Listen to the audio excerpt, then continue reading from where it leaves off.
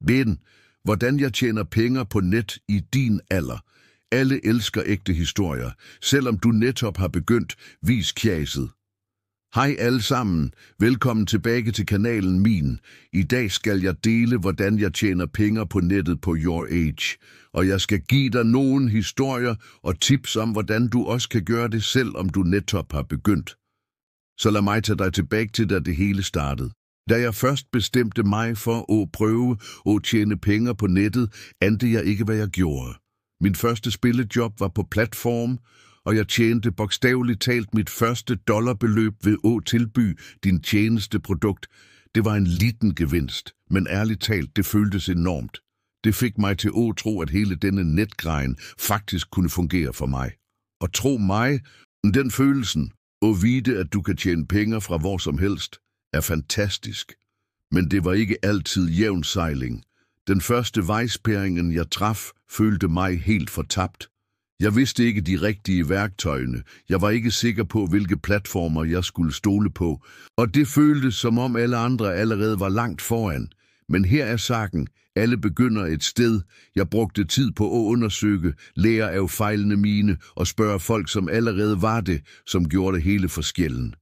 Så kom det store gennembruddet mit. Det var ikke noget stort. Men jeg fik min første store spillejob salg på Vision, som fik mig til at indse, at dette kunne være ægte. I det øjeblikket, jeg fik den e-posten, sagde jeg, wow, dette er ægte penge. Og fra det tidspunktet blev jeg hekta. Det var som slusene åbnede se. Selvtilliden min vokste, at jeg kunne gøre dette for fuldt. En anden ting, som var vanskelig for mig i begyndelsen, var at administrere tiden min.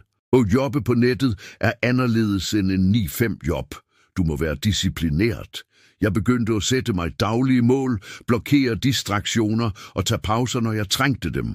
Det var den bedste måde at holde fokus og produktiv. Stol på mig, du trænger disse pauserne. Lad os være ægte. Det er ikke altid let at tjene penge på nettet. Det er optur og nedtur.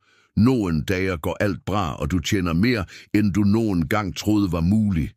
Men andre dage føles det, som om ingenting fungerer, og det er greit. Det er en del af rejsen. Jeg skal ikke lyve. Jeg har gjort fejl. Mange af dem. En gang kastede jeg bort en hel uge på et projekt, som ikke engang tjente penge. Men jeg lærte en værdifuld lektie. Ikke alt kommer til at fungere, men den vigtige delen er at fortsætte at gå fremover.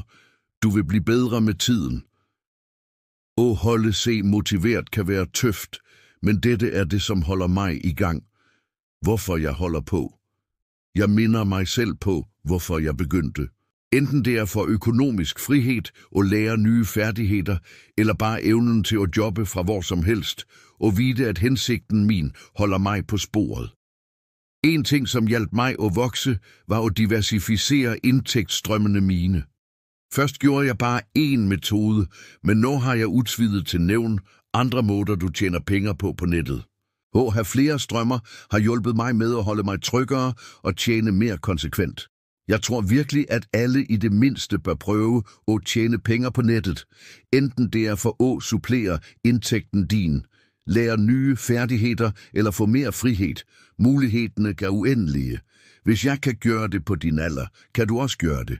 Det handler om at tage det første skridtet. Hvis du tænker på at begynde, håber jeg denne videoen har inspireret dig til at tage spranget.